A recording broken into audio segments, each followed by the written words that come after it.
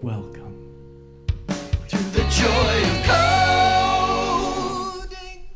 Hello, and welcome to episode 154 of The Joy of Coding. My name's Mike Conley. For the folks who are watching the live stream, I'm sorry I'm a little late. I'm starting at like 10 minutes after. I apologize for that. You caught me at a particularly unprepared time. More unprepared than usual. More unprepared than usual. I think that's the right way of saying it. Yeah, I was kind of scrambling around. I had to get this whole rig set up in like less than 5 minutes. It was, and I didn't pull it off. It took me more like 15.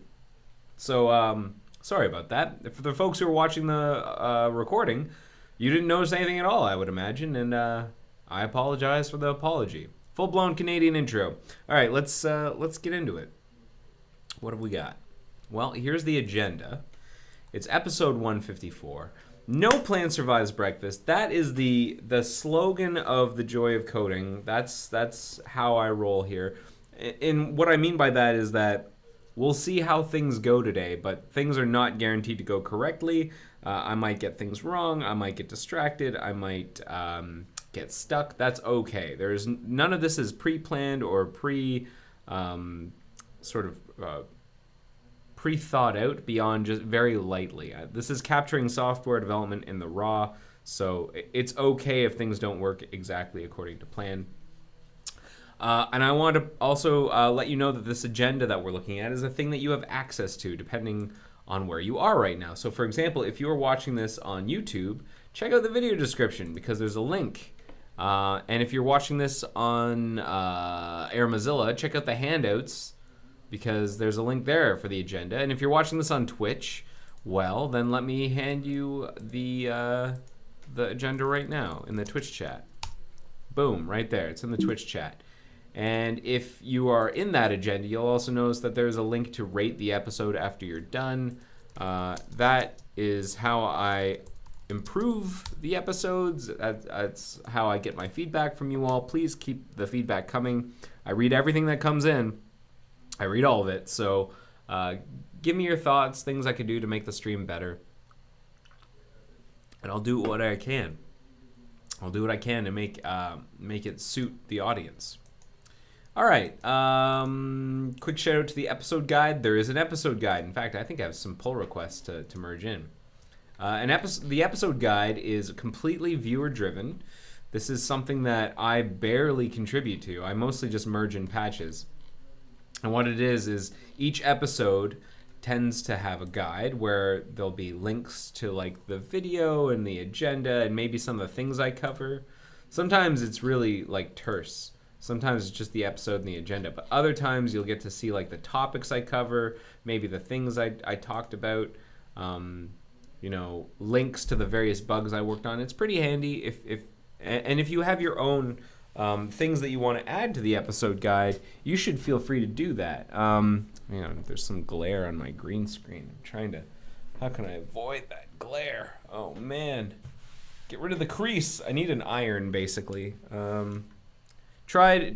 Just ignore this green screen crease.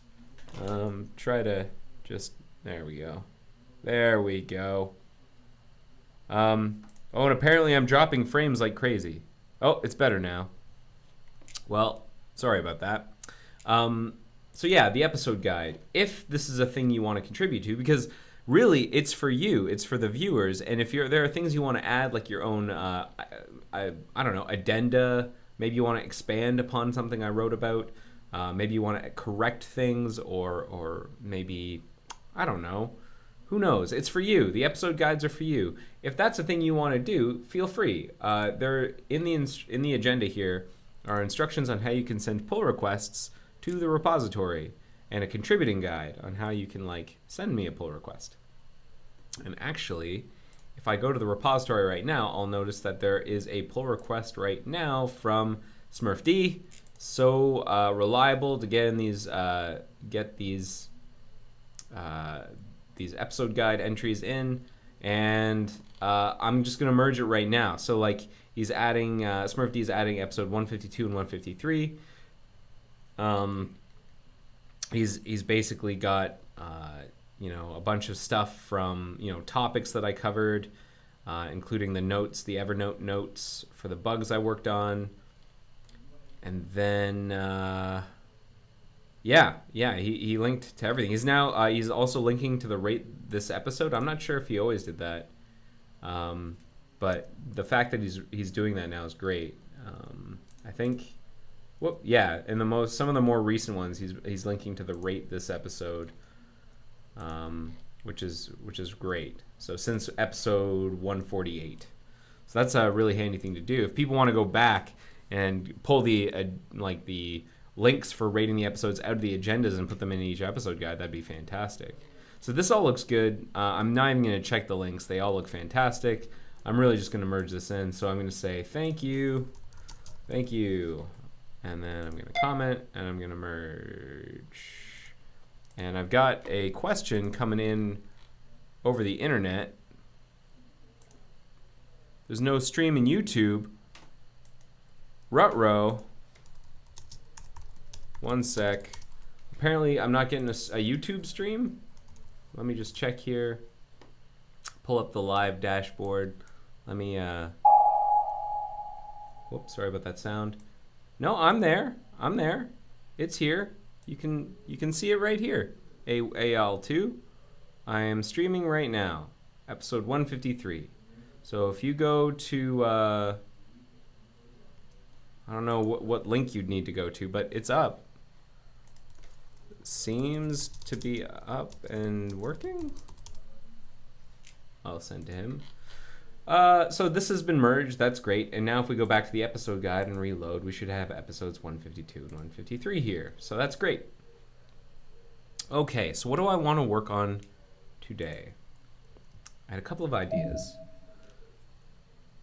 Oh, Al says he's blaming the YouTube app. Okay, cool.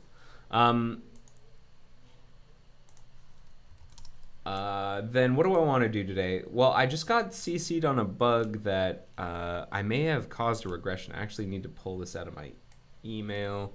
Or actually, no, I think I was need info on it, so I can pull it out of Bugzilla. But I'm going to do it off screen just in case I've got anything in my queue that I don't want blasted all over the internet. Okay, here we go. Password door hanger is not displayed using custom tabs. This is on Firefox for Android. And I was apparently the regressor here, where I landed a patch to get rid of a bunch of kapows. I think we'd worked on that together during Joy of Coding a couple episodes back. Got rid of a whole bunch of kapows. And so I've caused a regression here, probably because of how I updated the login prompter here. Get the login prompter off of Get Browser for Content window. Al says I'm not on YouTube. That's crazy. So let me quickly open up private browsing and see if I can find my channel. Mike Conley Toronto.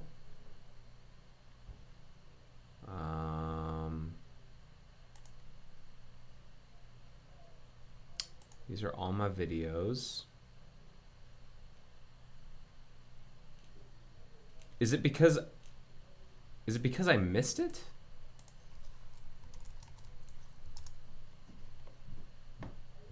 I am streaming right now. I'm live. I'm stream. It's happening. Basic info, stream options. It's up. I don't try, like, if I go here, it's here. Stream options. Oh man. Yeah, it's like, it's right there. It's right there. So hopefully that's enough. All right, so I apparently caused the regression. This is going to be a little bit tricky because it's using Firefox for Android, which I'm not like able to really show you. I don't have like one of the Elmo things that lets you see my screen. But maybe we can see how Firefox for Android uses the password manager and infer how it's broken. So this is whenever you're using custom tabs in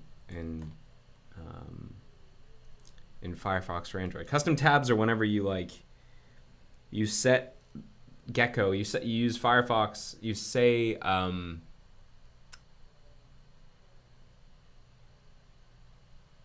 like it's like a web progressive web app technology where you can like open a web application in Firefox, but it doesn't have the browser UI. It doesn't look like you're in a browser. It looks like you're in a native application, which is the idea. And maybe I can do that. What I want to do is like, I've got Firefox Nightly here, which should have the bug according to this. What I need is a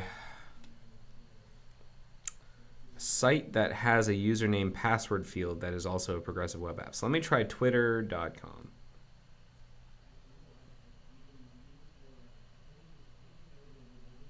Good. Okay, so here it is. I'm gonna plus it, add to home screen. So here it is. So I don't know if you can see that. I've put Twitter there in the corner. I'm gonna click on it. And now the reason I'm doing this is just to see if I can follow the steps to reproduce.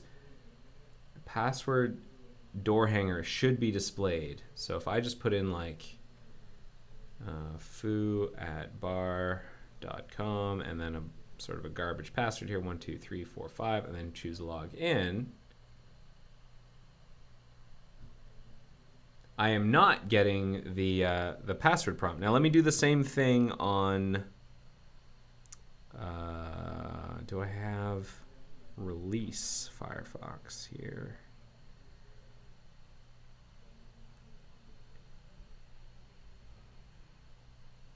I do, but I have a logged in session to Twitter. Well, for the good of bugs, I'm gonna log out of it. So I go to twitter.com and let me log out. Well, first of all, add it to the screen, add to home screen, boom. I'll shut down Firefox. So this is going to be using release to see what the expected behavior is supposed to be, presumably.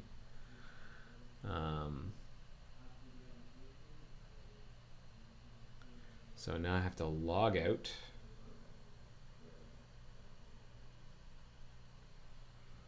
And now I will log in, and I'll put in a username, foo@bar.com, and then password 1 2 3 4 5. Hit login, and I'm not getting a dialogue like a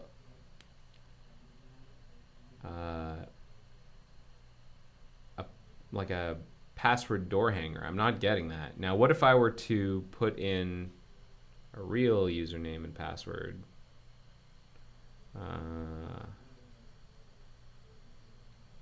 So let me try and log back in.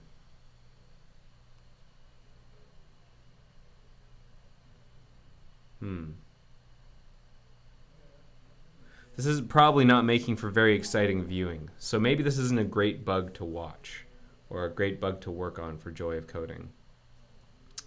Unless I can like boot up an emulator. That sounds like it's going to be more work than it's worth. Well, let's dig into the code to see if we can figure out how progressive web apps work, or the custom tabs. Custom tabs.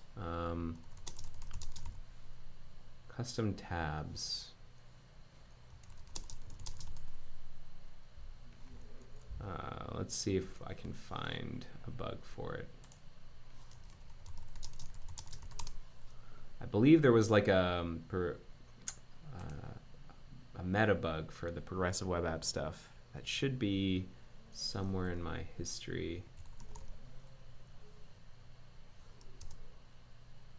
Implement the custom tab service. Aha, I found it. Click on a button in an Android app. Web page opens in Chrome custom tabs. Open in default browser Firefox for Android. The custom tab serves a feature for Android apps to show web in the browser style to look like the app. So, and then there's this meta bug. And how does this work? This is from 2 years ago, so there's a bunch of Java here. What do we do here? We start Gecko service. There's a start Gecko thing.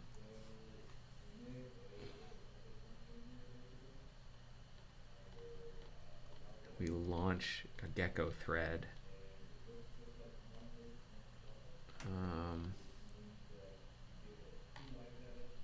Okay. How do we Gecko custom tab service.java? What is this? Custom tab service external. Third-party apps connect to. Warm up. New session. May launch URL. Extra command. Post message.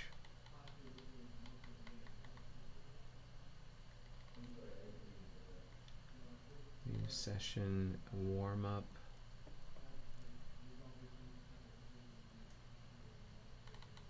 And then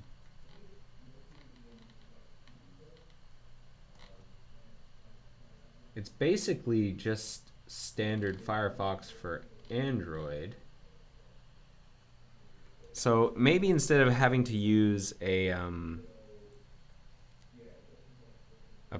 like a custom tab, what happens if just in Firefox release I try to go to a place that requires a username and password? And password web demo. So again, this is not going to be a very exciting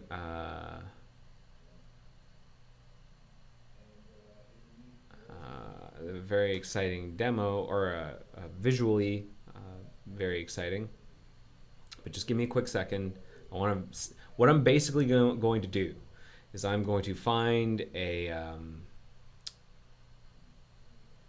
an example of using username and password that I can hopefully prompt the login prompter to work on Firefox for Android, and then see if I can do the same thing on Firefox for Android nightly. 1, 2, 3, login.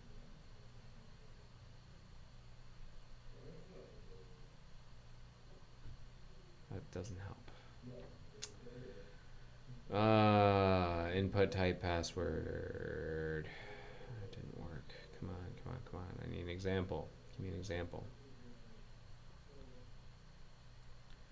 I need like a form fill example. Actually, I think Matt has some. Matt and password. No. Login. No? Okay. I thought maybe Matt had some on his site. Just need a simple form. Example, user, password, form, HTML.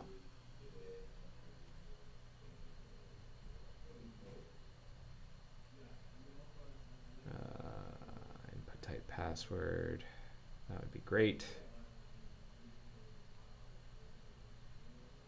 Type a fake password. Submit. Okay, so I got a dialog to come up here when I put in a fake password. So let's use the same site and see if I can do the same thing in Firefox nightly. I'll do that next. So paste and go. So I scroll down here, and that page can't be found. What? Seriously? Okay, this is the right page. Copy address, bring it over to Firefox for nightly. Firefox nightly for Android. Oh, again, this is probably not compelling watching, but once I have this verified, I can like work with it. Submit. Okay, so interestingly, in nightly, I also get the password dialog. That comes up. So it's slightly different. It's a slightly different case. This custom tabs service is slightly different. Do they have tests? Maybe that would help if I were to find some tests where they use it.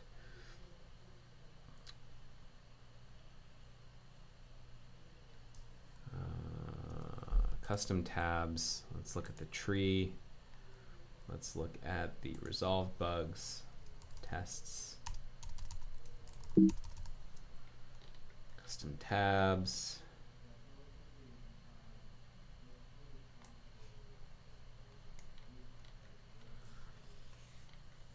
Exclude custom tabs from session store. Do they have anything here about login? Make form fill, including logins, work. Okay. Maybe I can work with this and see the patch, how this patch worked. So it was a dupe of this. Work in custom tabs and web apps. So Jim Chen worked on this. Okay. How does this work? So the first part of the patch, move startup utility functions into Gecko View utils. So this looks like it was mostly just some cleanup and refactoring to move some stuff around. And then in this one, move prompt service startup to browser CLH.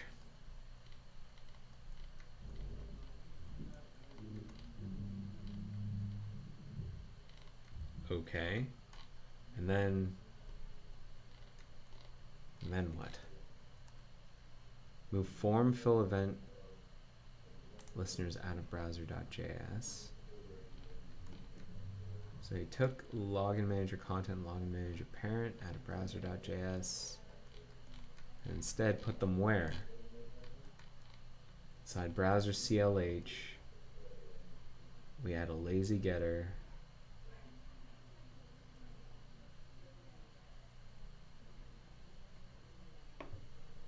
Delayed startup. We get logins. Knit login manager events.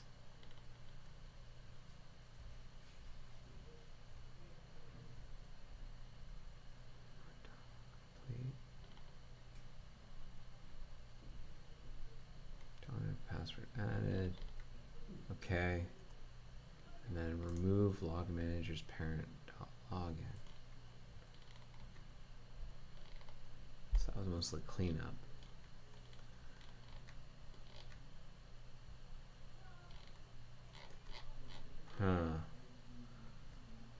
But now the form login fill feature.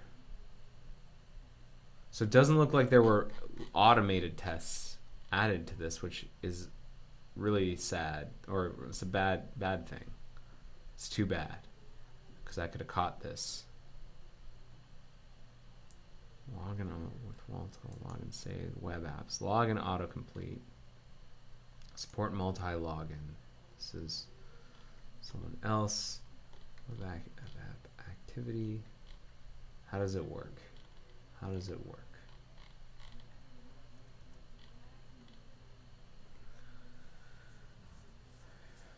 That's for.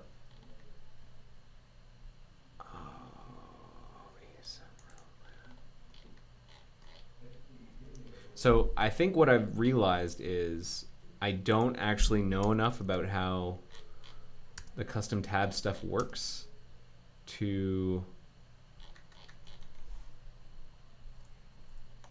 really evaluate this correctly, and I don't really want to do a deep dive because I don't think that's a good use of my time. So what I'm going to do is I'm going to point out the thing that I think is likely regressing us. This is the patch that I think does it. I'm going to ask Jim Chen. Hey, Jim Chen, I seem to recall you working on login manager stuff for custom tabs. Any idea how this revision or this revision, is it possible that the other revision over here, No, not really. I don't think so. No. So this revision might have broken the login prompt for custom tabs. I really don't know where to start to debug this. All right, and so I'm going to transfer the need info to Jim Chen.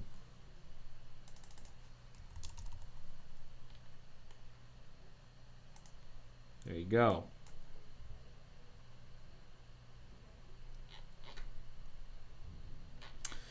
Okay, so that's one thing done. What else do I want to do? According to people on the internet, YouTube isn't working, Twitch is working. Some issue with the YouTube stream. For the folks who are having trouble seeing the YouTube stream, I have a link. It's here. It's possible that the reason that you're not seeing it on YouTube, I just put a link to it in the Live Hacking IRC channel. And I'll also put a link to it in the Twitch channel.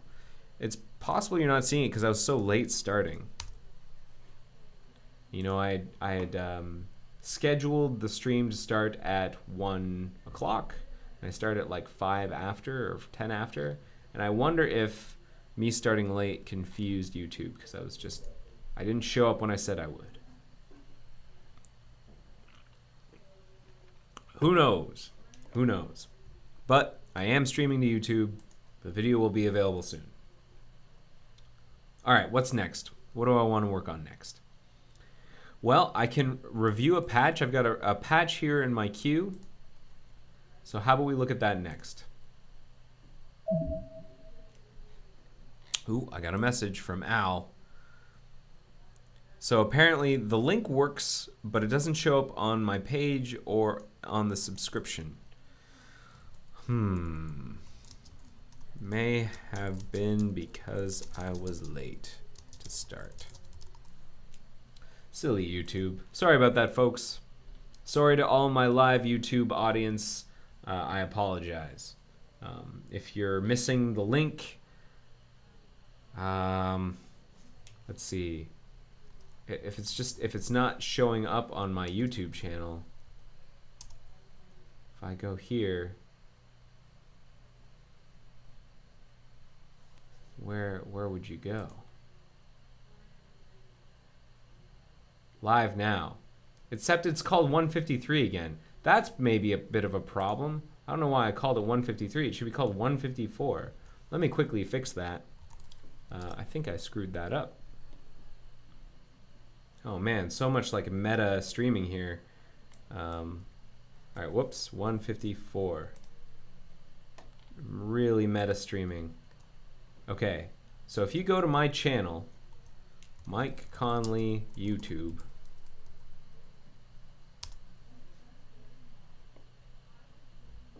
and then you go to videos, I'm right here. This is where the video is right now. But if you're watching this, I would imagine that would be very difficult to know, or if you're watching this, you don't need to know that. And if you're not watching this, you can't hear me. So this is very confusing. At any rate, oh, it's unlisted. Is that the problem? Unlisted? Or, if you're mute. Why would you be unlisted right now? Edit video. Be listed. Be listed. Public. Publish. Maybe that'll help.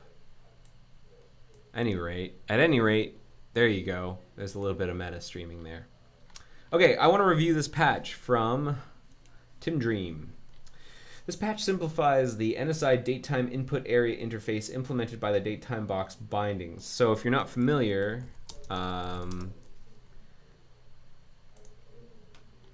we're talking about these things. Datetime local. These things. These datetime boxes. There's actually, hang on, where is the input type date?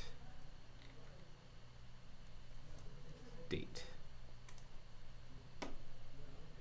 Yeah, this thing. So not the panel so much as the input in here. This is what we're talking about. Smurf D says, "Yay! Now you're live on YouTube as well. Hooray! YouTube is a funky place, and I don't fully get it." All right. So that's what we're dealing with, the input area implemented by the datetime box bindings to a point that is easier to convert it to dispatch events by doing the following. He's re-implementing has-bad input in C++, since C++ needs to return the value synchronously. Set value from picker and set picker state are avoided completely since they are simply called by are avoided completed. So that's a typo. Since they are simply called by HTML input element methods exposed to the frame script, they're avoided by having the frame script access the NAC and call the NSI datetime input area methods directly. Merge set edit attribute, remove edit attribute to update edit attributes, which takes no arguments, and have the method access the attribute values by reading the values from input. This patch scaled down version of the patch proposed in a different bug. The event approach is only usable in UA widget version of datetime box because there's no way to avoid leaking events to this document without Shadow DOM. So, did I review this before? I feel like I may have. I didn't. Smog reviewed it.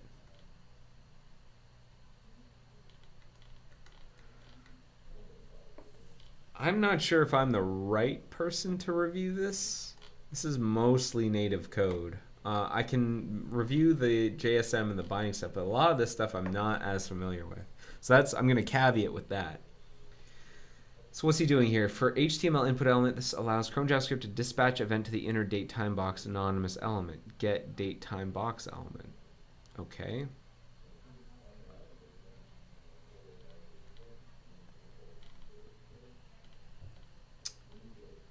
We're going to do query frame, get primary frame. If we get the frame, we're going to get the input area content as an element and return it. Otherwise, return null. Okay. And he's removing the update and the set. Okay. Called but only to know whether the current entered value is valid. So we're moving that. We're not going to have that be part of the binding anymore. Update the attribute by copying the attribute value from the input. I set to tab index read only. Disabled attributes are copied. Okay.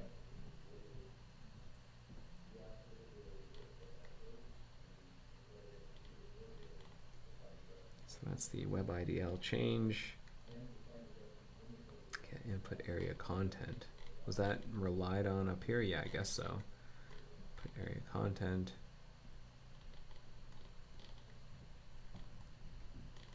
And then he's removing those set values and set picker states. And instead of calling into the XBCOM interface, NSI datetime input area XBCOM interface, instead he's re-implementing the check using C++. So he gets the nodes and he walks the nodes, gets them as elements. He sees if the classes contain datetime edit field. If so, he gets the value. All fields are available, but input element's value is empty, implies it has been sanitized. Return value is empty.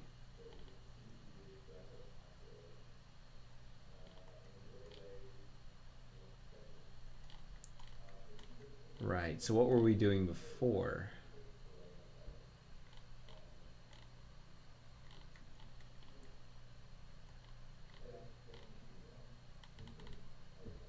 Are we supposed to be calling update edit attributes here? What is this? Create anonymous content. Set edit attribute. Should we be calling update edit attributes here.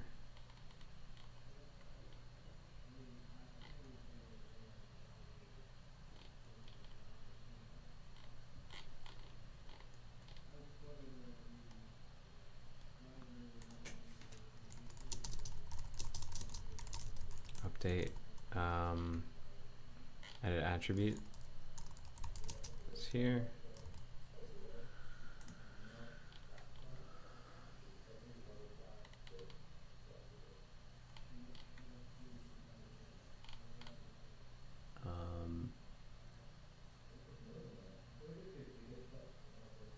Tab index. Update edit attributes. Okay, so let's, where is update edit attributes?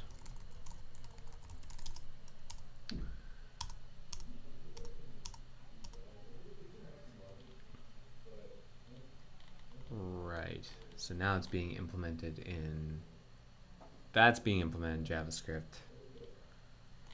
And then has bad input was checking to see if any field's empty, return false. If the input element doesn't have a value, then we return true, otherwise return false, which I think is the same as what that read the same to me as the C++ over here. So that's fine.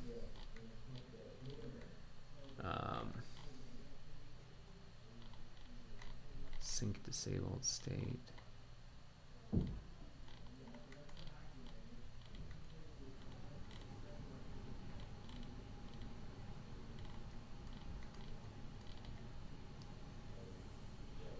And then in the date picker JSM, in the child,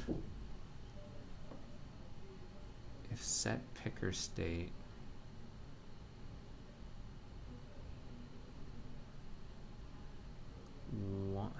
what set picker state?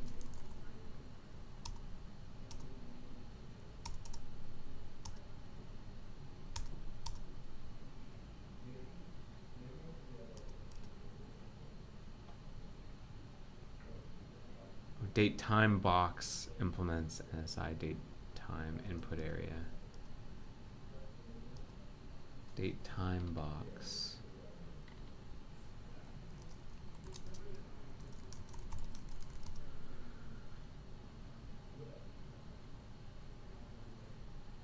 Versus, where are we? HTML input element. Okay. Date time box.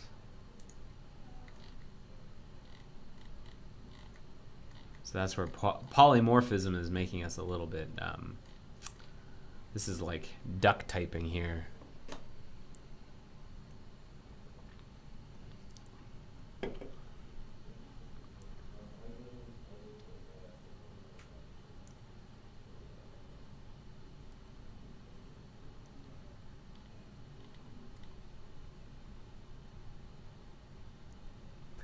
Changed.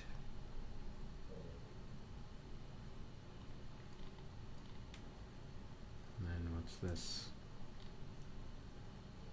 Date time picker.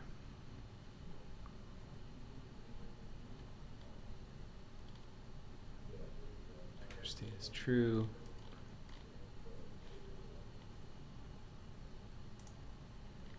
Attributes when we construct the binding. So maybe we don't need that here. Because it's being called inside of the constructor here. So attribute values, raw value. Getting rid of raw value. What was raw value being used for?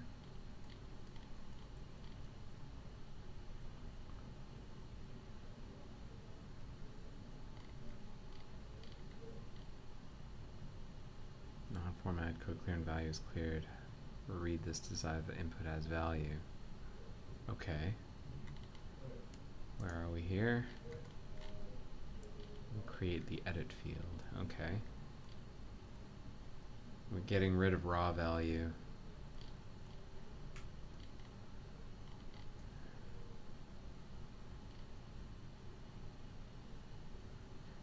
Attributes. So what do we do when we update the attributes?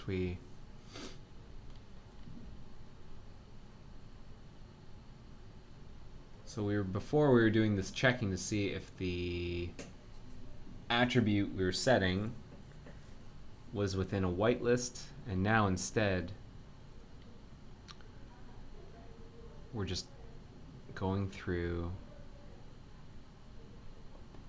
and we're propagating the disabled and read-only explicitly here. And what about tab index? Disabled. Works on all elements. Okay. Tab index. Okay. Okay, that makes sense to me. And then,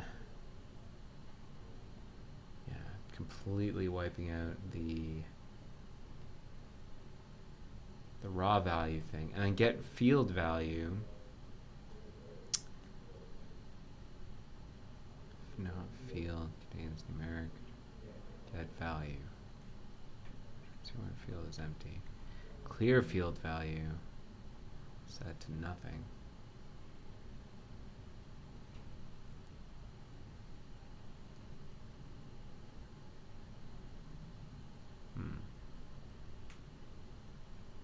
Okay.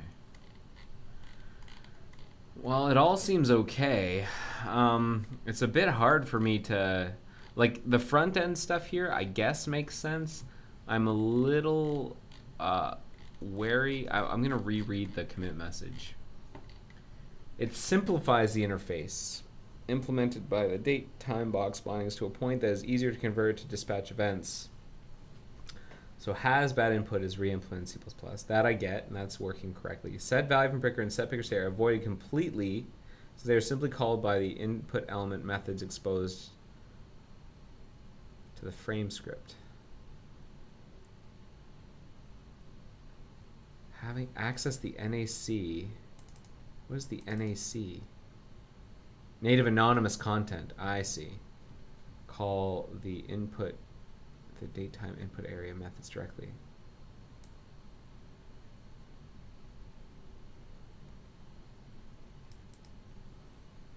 Set value from picker and set picker state are avoided completely since they are simply called by the input element methods exposed to the frame script. They are avoided by having the frame script access the native anonymous content and call the input area methods directly.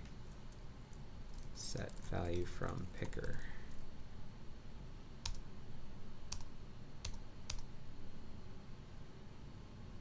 Right. I think I get that. Okay, and then it takes no arguments now how the method accesses the attribute values by reading the values from input. And is this part of a stack of patches? Yes. So we simplify it, and then we convert it to a UA widget.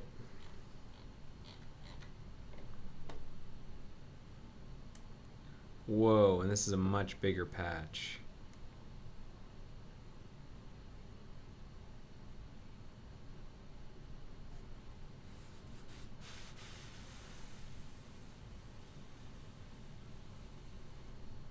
Wow, lots going on in here.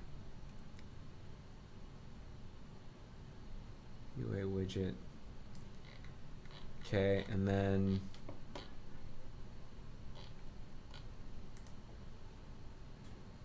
folks manage to account for the UA widget when deciding to traverse into native anonymous content.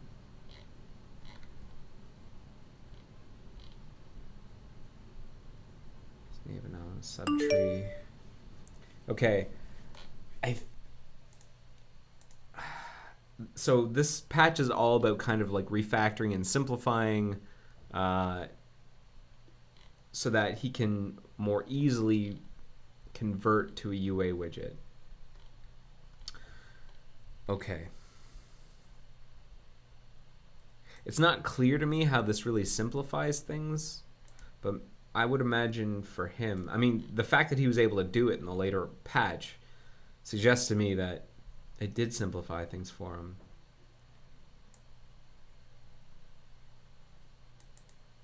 Okay, so I get this, and I get this.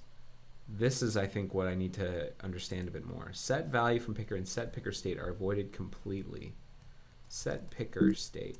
So before, you could call set datetime picker state on the input element.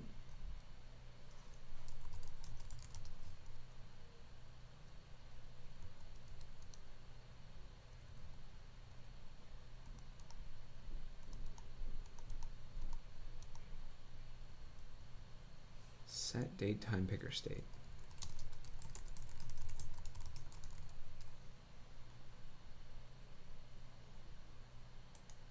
Which is part of this web IDL right here. Set datetime picker state. And he's getting rid of that. He's getting rid of that here. Because instead, what we do is we reach into the input element datetime box directly. I see. I see.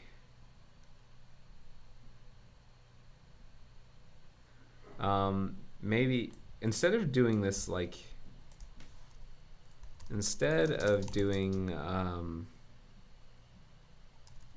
sniffing for set picker state, would it make more sense to do if this dot input element dot datetime box element instance of CI NSI datetime input area lang equals JS. I think that'll do it. Not quite. Is it more like that? Yeah. And then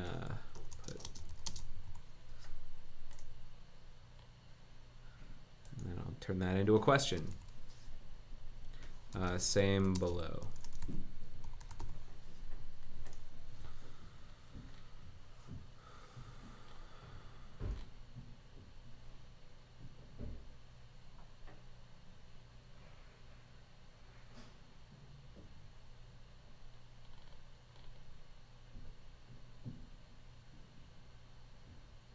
Picker value changed.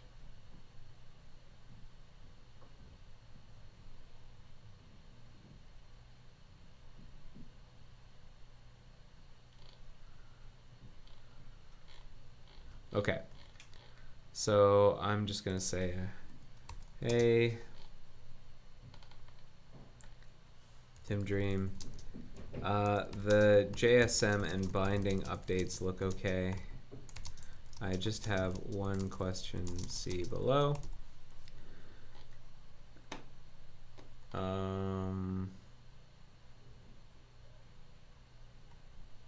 See what his opinions are there. It seems okay to me, though. It seems okay. All right.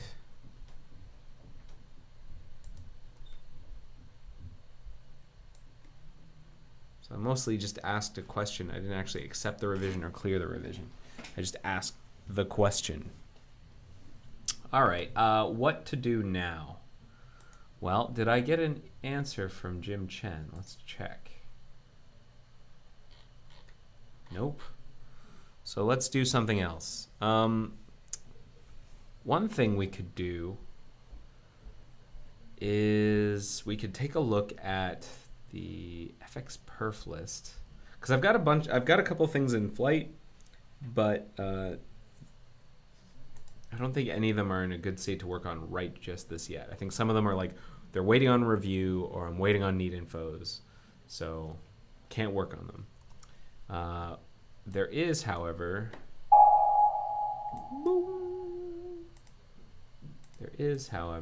a list of work, performance work we could look at. One sec.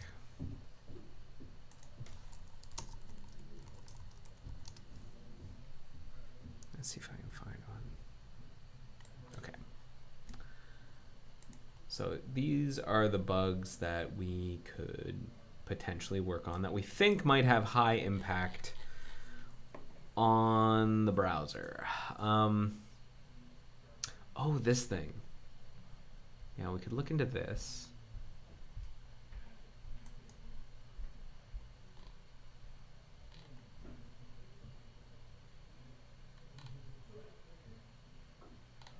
Avoid adding more IO during shutdown. Doing this during idle time would be nice. So the idea is, wouldn't it be great if instead of having to like spin up activity stream and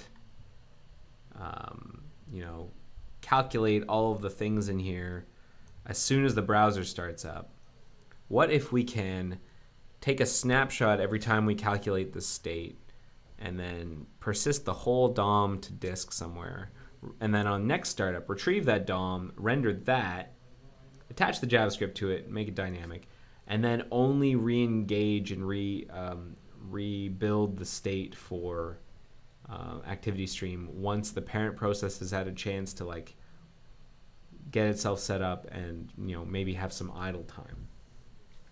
So that's the idea.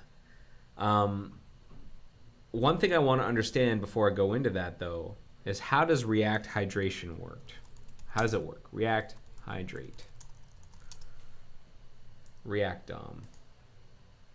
Same as render, but is used to hydrate a container whose HTML contents were rendered by React DOM server. React expects that the render content is identical between the server and the child and the client. It can patch up differences in text content, but you should treat mismatches as bugs and fix them.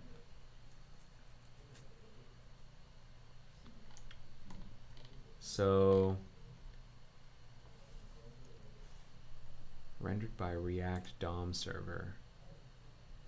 Static markup. Typically it's used on a node server. Render to string.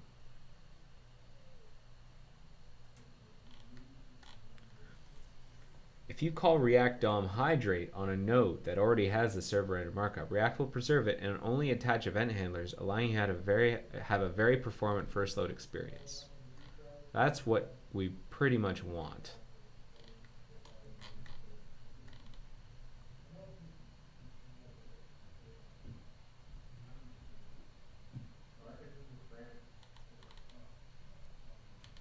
React DOM server.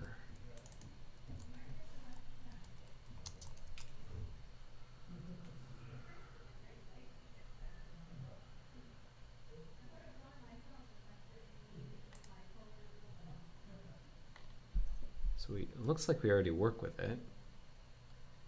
And pre-render, activity stream pre-render.jsx. Generate a store with the initial state required for a pre-rendered page.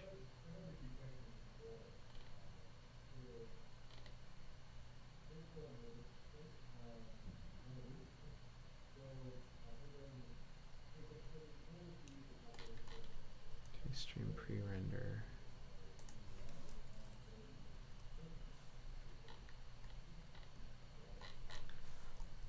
Activity stream pre-render JSX. So at build time, we do this. That's what's going on. So like at build time, we construct a basic DOM,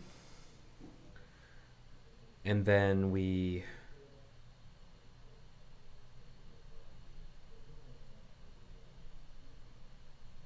that's what gets served up.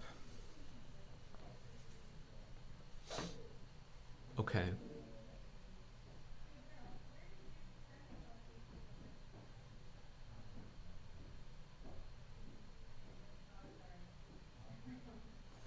Let's see. React cache to index DB. We cache the page. React JS offline support.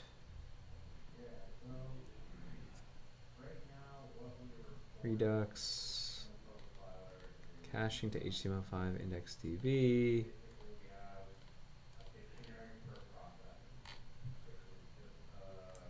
cache, hydrate, render caching. Server-side rendering, very useful technique, makes web apps appear faster, is displayed before the JavaScript is parsed while users deciding what tap on or handlers are ready. Server-side rendering requires additional work step and has server costs. Render caching. This is a cool trick that can give users an instant performance boost just like that SSR without having to resort to writing code on the server. What is render caching? The has left a gaping hole in the archive concept of the web as traditional line while browser optimized delivery. SPA leaves them blank to be filled in later. Render caching optimizes the SPA render. It can significantly improve the perceptible load time of web pages. It does that by caching the rendered HTML in the browser for next load. Provide that display without the JavaScript parsing that eats up our display time. So this sounds relevant. I don't know what this is. CSStricks.com. I don't know if I trust this site or not. I'm going to assume that they know what they're talking about, but I'm just gathering information right now. Setting up server-side rendering for React requires additional server and setup costs. Render caching avoids these burdens. It takes a few steps to set it up. Let's break it down into digestible pieces. Determine the correct caching state. Figure out the conditions for the current page where it would render the same when a user opens it on the next visit. For example, you create a JSON object with the current build number or user ID. The key is to ensure that the state is encapsulated in the URL, local storage of cookies, and do not need a server call for. Ensure all API calls happen before the render call to React. Ensure all API calls happen before the render call to React. This makes sense in regular use cases as well, where we want to prevent the page from changing onto the user, which causes flickers. Cache locally in the unload handler. Now add an unload event handler to the document. Store the current DOM in IndexedDB. This looks something like this, using a build number and a user ID to determine the caching state. So in before unload. Oh, this is doing like using local storage. It's like this whole block. That's not great. If you want to store data previous, you can add the user ID to the key instead of the condition. Last known ref, condition, user ID, build number. Okay. Restore the last known state alone. Next up, we want to pull the last known state from the browser's local storage so we can use it on future visits. You add the following to the HTML file. We'll get the last known, and if there is last known state, we'll say, hey, has restored state, and we'll set the inner HTML. Render the last known state in React. This is where the rubber meets the road. Now that we have the user's last known state visible in the DOM, we can fetch the full content and render our app in that state by updating the top level of React's render with hydrate. Event handlers will become functional once the code hits, but the DOM should not change. So we'll say hydrate instead of render.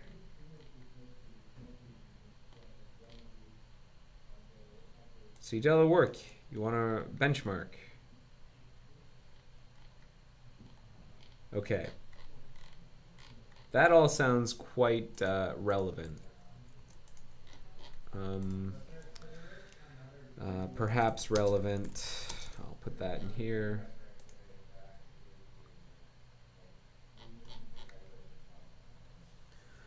So let's see here.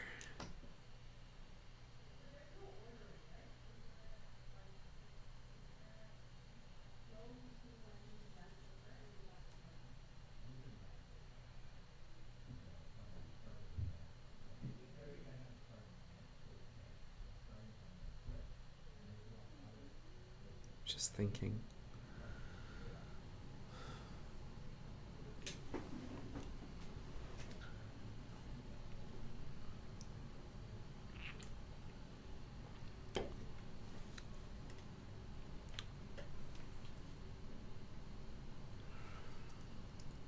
Client-side caching with IndexedDB.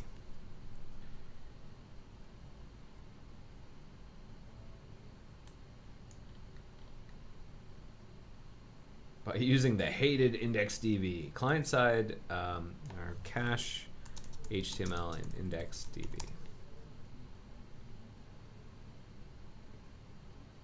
What are the best practices, Google? Store user-generated content, template. Not everything can be stored. Images of stored on the file or blob. This will work on some platforms, fail on other. Safari and iOS particular can store blobs in XDB. Storage may fail.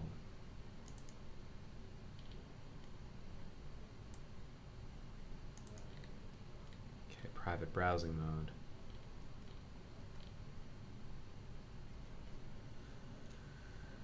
Reads and writes to IndexedDB should not be larger than required for the data being accessed. While IndexedDB makes it possible to store large nested objects on a single record. Reason is because when IndexedDB stores an object, it must first create a structured clone of the object, and the structured cloning process happens in the main thread. The larger the object, the larger the blocking time will be.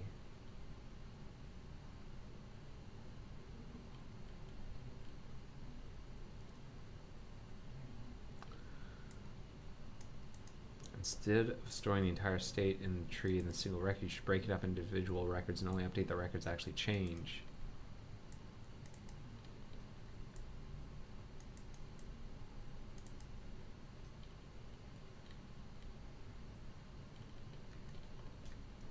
Okay.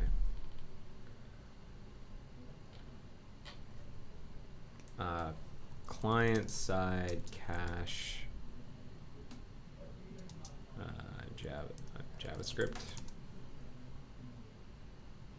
Client-side storage. Client-side cache. Client-side caching.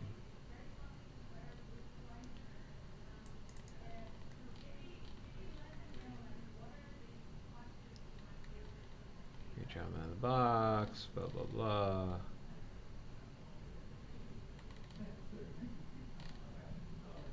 No, that's not what I want. Changes. React SPA cache client. Caching. React has single page applications weigh a lot because the JS weighs a lot. Tell the client not to cache the HTML skeleton at all. This thing weighs a few kilobytes, so it costs nothing to send to the client. Well, that's not true, but this means every time the HTML changes, the client gets the changes right away. Cache the JS forever. Every time you deploy your app, change the name of the JS bundle and have your HTML skeleton point to the new name. No, that's nothing. Nothing interesting.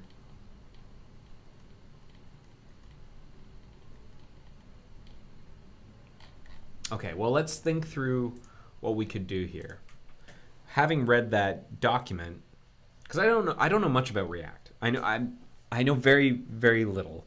I understand that it's like the idea is, it's functional. You pass in some kind of like state object, and it's like there's a tree of components, and React will do the work of figuring out what those components how they need to look, or like how they need to arrange themselves. And then it calculates what changes like the minimal number of changes that need to be made to the DOM in order to achieve that appearance. I'm apparently dropping frames like crazy. Not sure what's going on there. But the network is freaking out. Okay, it's better now. Sorry if things got a little choppy. Okay.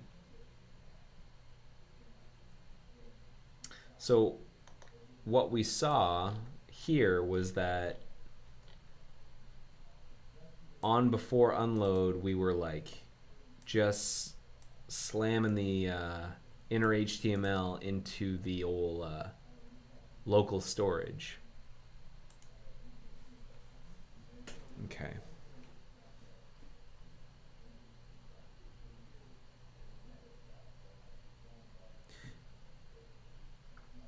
Is there a way we can manipulate the local cache so that we don't have to write anything new? We just have to say like, hey, next time you load this page, use this HTML.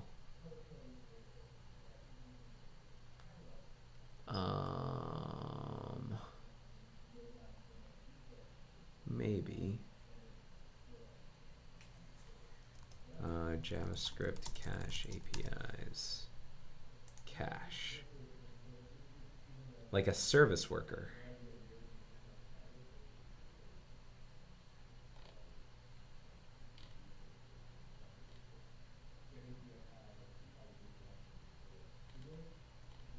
That's kind of what a service worker is for, right? Like you put a service worker in the middle and it makes a request for stuff.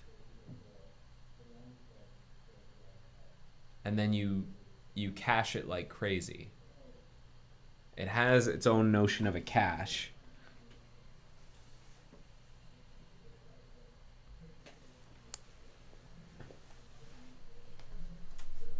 I know the activity stream people were like poking around at service workers early on. And they bailed out. I wonder what happened.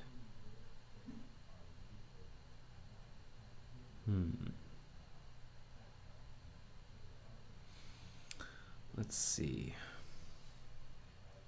How do you use a service worker React cache?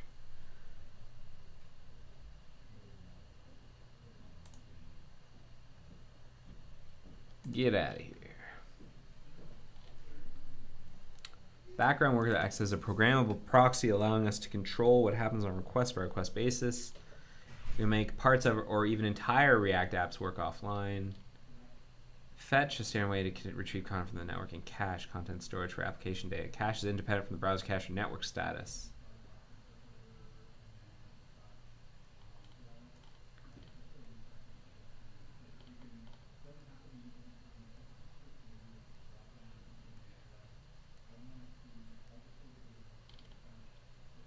Background sync. Does that work?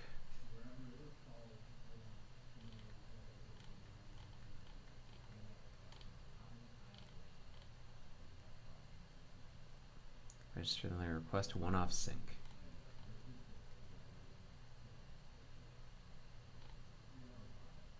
Like that would be kind of nice, is if you could get we make it almost as if Activity Stream is like any other web page, but instead of talking to the network, it's talking to the parent process from the privileged content process.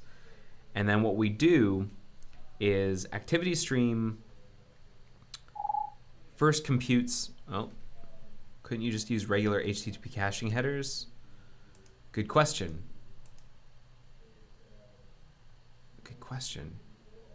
I'm not sure if that works for privileged pages though, like about pages, because we're not actually connecting over HTTP. Like when you load about new tab,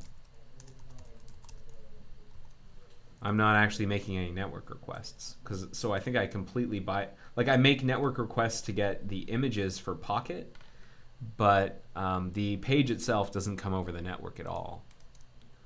So I don't think I could use the network cache, and it doesn't go over HTTP. So I don't think so.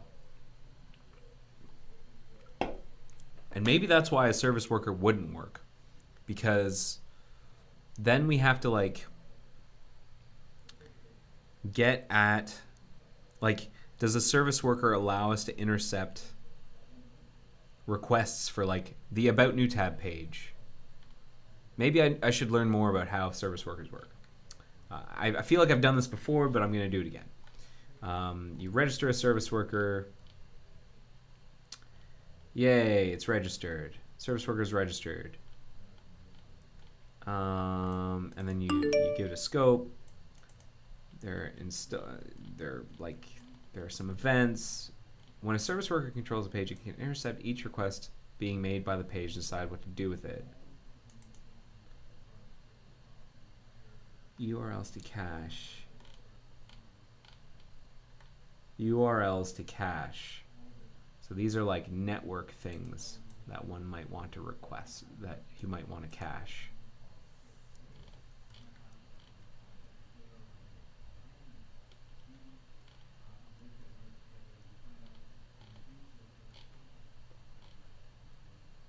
So maybe that's where things fall over, is because we're loading about new tab not from the network, but we're loading it from the Chrome registry. And maybe you can't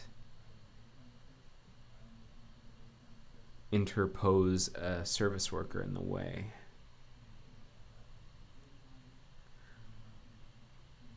Like if I were to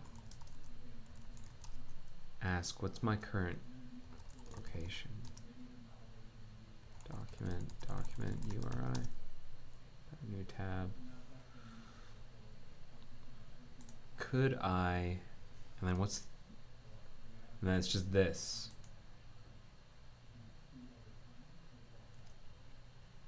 That's the HTML. So we use a lot of JavaScript to construct it. So what would be lovely is if we did like, so that's the thing we should test. Let's add a note here.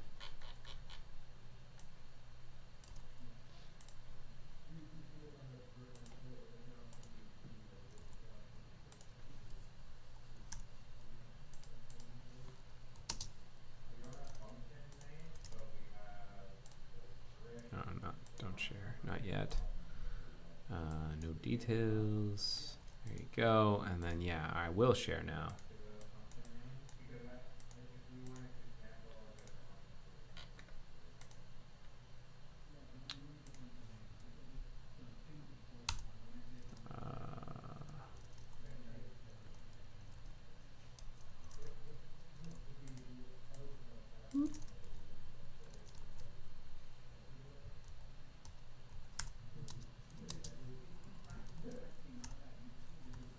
Notes.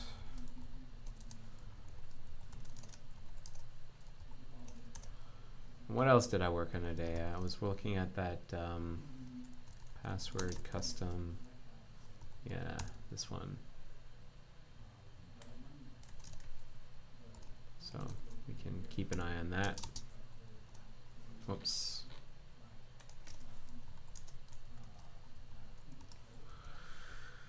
Okay. So the question to ask is, can a service worker intercept requests to about new tab in the privileged content process? Because I think right now, if I look at, or rather new tab, the about redirector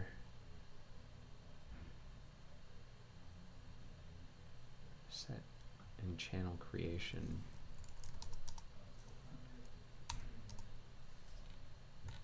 We create the channel.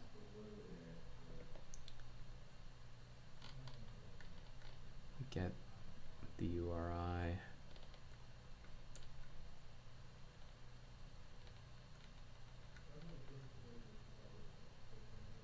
This channel, new channel internal, load info. And when does this set? How does the service worker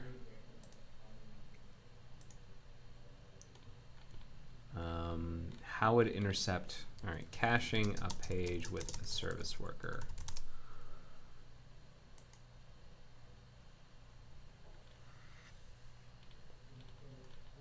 Caching the application. You can cache the HTML, CSS, JS, and any static files to make up the application shell in the install event of the service worker. Wait until we install and then open the cache and then add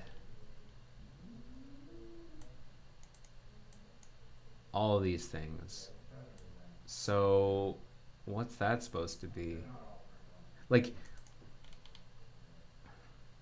can I cache like arbitrary, because like the actual HTML is not useful. It's this. Like the CSS I could definitely cache, that'd be great, but I really want to cache the HTML.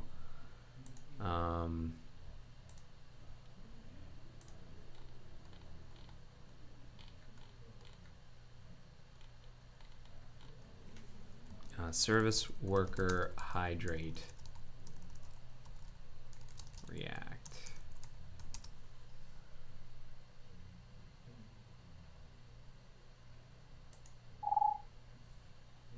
This seems to be basic React stuff, and have you tried using the React dev tools? Okay, optimizing performance. I've read this, optimizing performance. Have I used the React dev tools? I have not, but I have definitely read this. And yeah, it's a lot of profiling tips and things to avoid. And I believe, according to my intern from last semester, we adhere to a lot of these, or most of these tips. So thank you for pointing that out. But I don't think there's any. I don't think there's too much gold in them our hills. Progressive enhancement.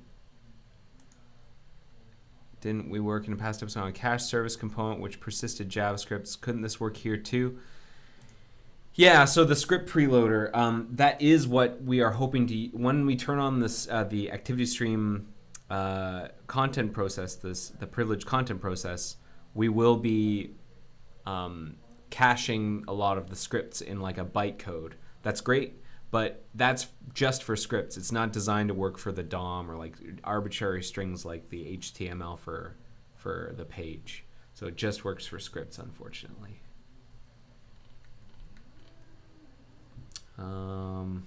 Where was I? Was this where I wanted to be? Yeah. Universal rendering, blah, blah, blah. It's popular. The application can render screen faster. The network being a bottleneck. React makes universal rendering.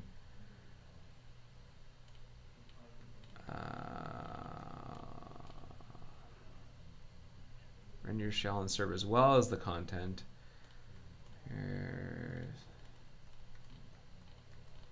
Serve down server and shell skeleton screens to make it feel like the content is loading. Improves perceived performance. Universal rendering with React router.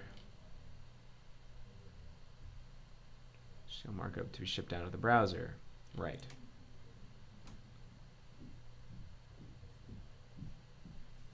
It's supposed to be using React DOM.hydrate, not render. So mounting. So where is the talk about service workers?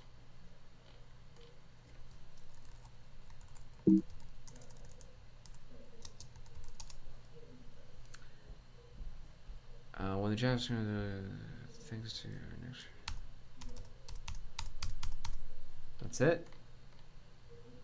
React HN tackled progressive enhancement by offering up server-side render versions of our homepage and comment page. It was possible to navigate between these two using regular anchor tags. Excuse me. When the JavaScript for root was loaded, it would hydrate the view, and all subsequent navigation would use an SPA-style model for navigating. Fetching content using JS to take advantage of the application shell are being cached using a service worker.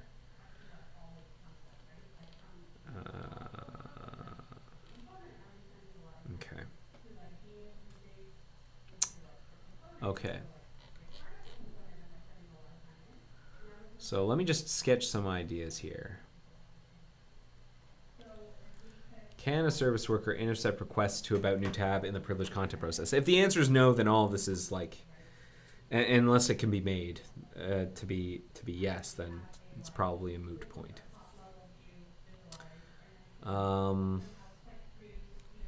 Can a service worker cache arbitrary data and not just the page as it is, since as it is the activity stream HTML document is very small, is very barren and likely not really worth caching. We want to cache it we want to cache it after it's been rendered.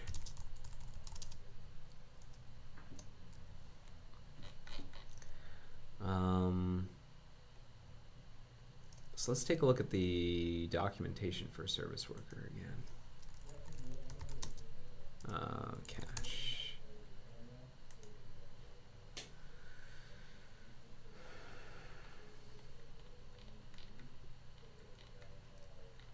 Put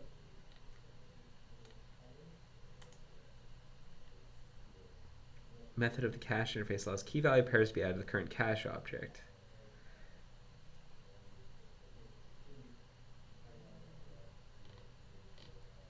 So you have to use fetch. It seems like there's a relationship between service worker, cache, and fetch. Putting arbitrary values is fine, but they'll only be retrieved from the service worker cache on fetch, I think.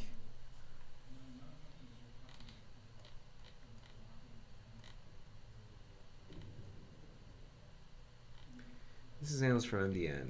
Here, wait for a fetch event to fire. We can start custom response. Cache. Check whether that match for the request is found in the cache storage using cache storage match. Open the viewing cache using open. Put the default network request in the cache.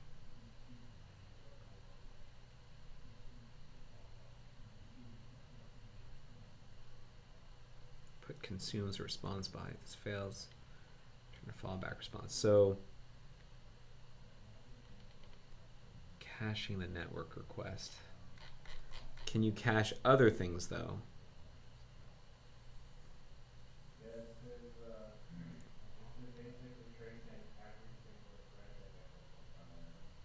Takes your own retrieves and adds the resulting response object to the given cache. It doesn't look like it.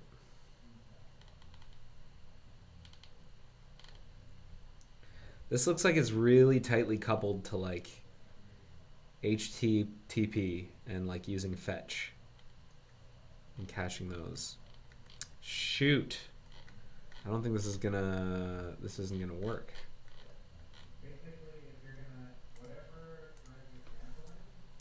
It seems as if service worker cache and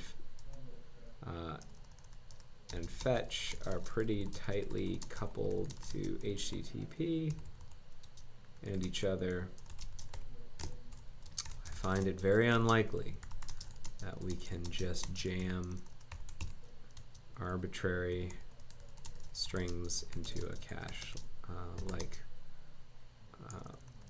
into the service worker cache. There are other local there are other storage mechanisms we can use. So many. What is local storage? MDN local storage.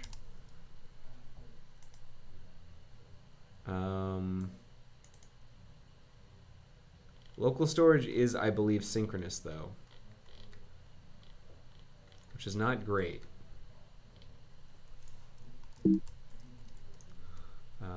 Local storage performance.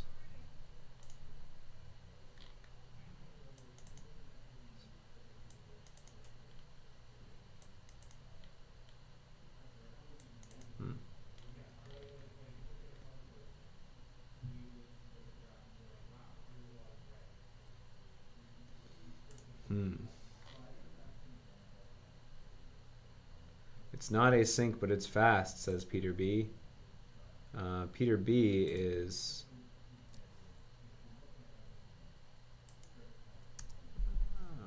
right. He works on crash stats and stuff, I believe.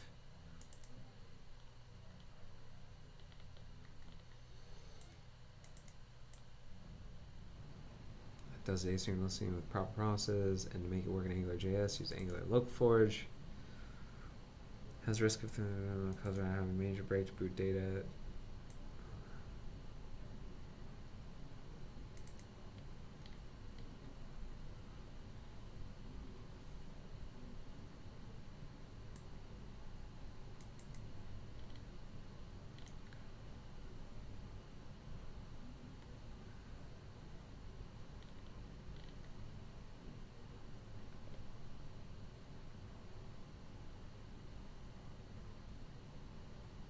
Just went using local storage.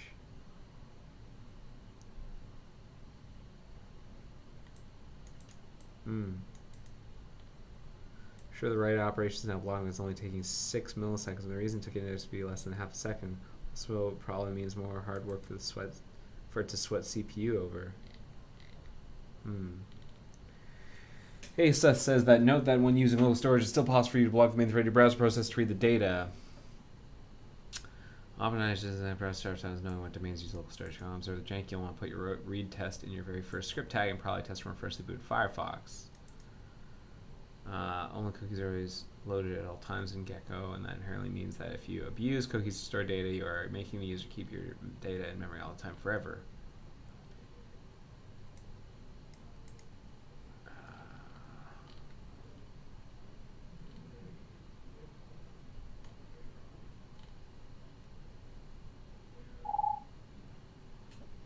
Just spreading more ideas. Might the whole process be persist resumable? I'm not sure what you mean, Stab M.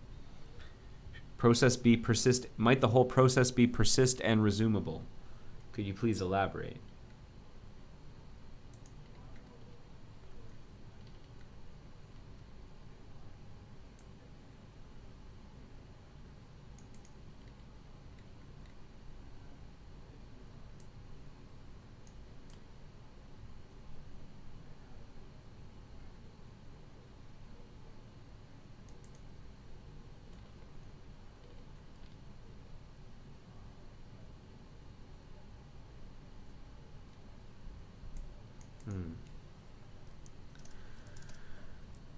Let's see.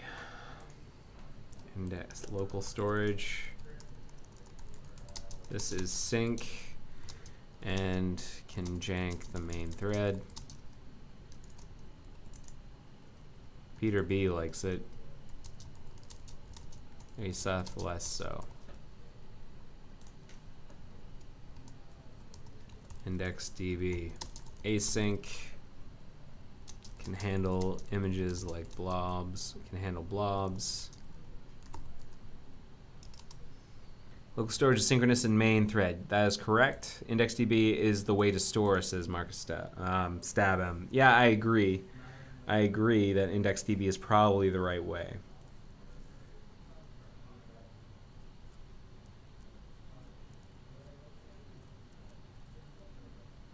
Just also thinking through how this will work.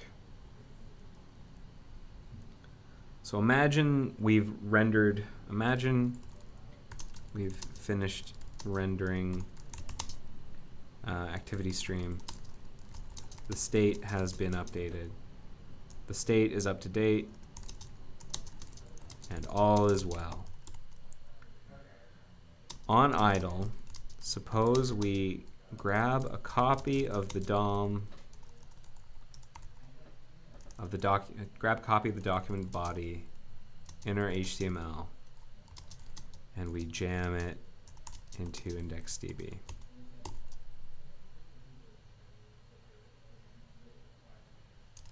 Then suppose the next time the browser starts up, next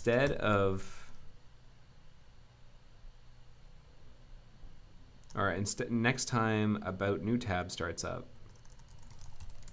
one of the first things it does is tries to open IndexedDB and get at any pre-existing caching. If it exists, splat it into the DOM immediately, and then hydrate.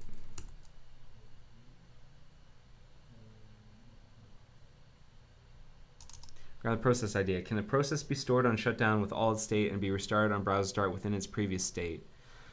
An entire process? Not really. No, I don't think so. And I'm not sure you'd want that because, like, a process can consume large swaths of memory. Like, it is theoretically possible to serialize the state of a content process to some binary format and do some kind of brain transplant. And maybe that's a thing we should investigate in the future, especially as we do things like more process separation. But I suspect it's a very hard problem because it's not just the DOM, it's like the state of JavaScript, like the state of the JavaScript virtual machine, and the state of all sorts of things. The state of Gecko, essentially, which is a really, really hard thing, I think, to serialize. It's not designed to be serialized and restored. So I have a feeling that'd be a very long, high hill to climb.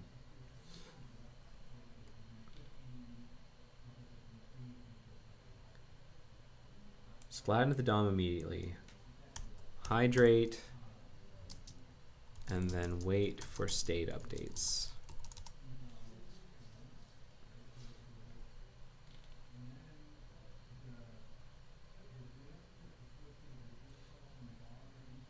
Otherwise, do the work of rendering.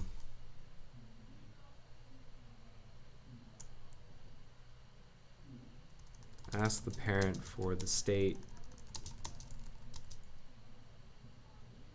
and do the rendering. Even that, I wonder, like the base case, I wonder if we could improve that too. Or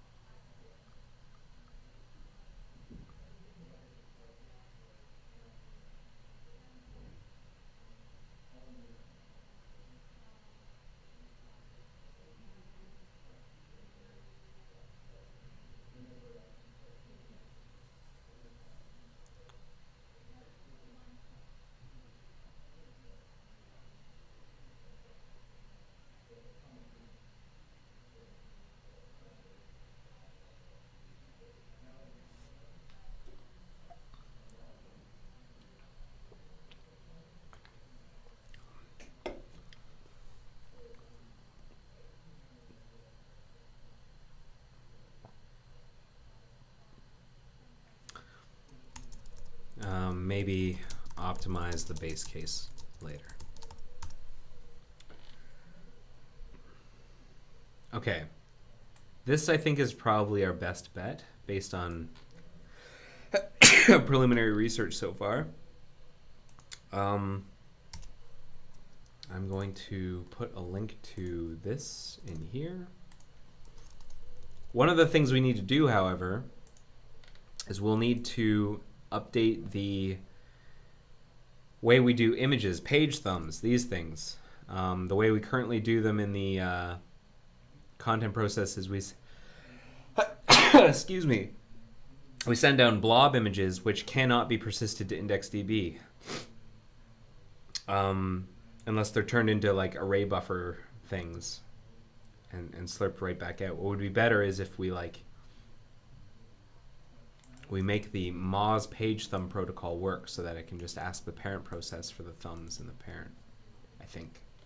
And there's already like kind of a work in progress for there that maybe I could work off of. But let's continue thinking about this. Maybe we can work on this next week. I think I'm going to stop it here. I'm starting to get sneezy. I don't know why. And I'm going to cap it here. Hey, thank you so much for watching episode 154 of The Joy of Coding.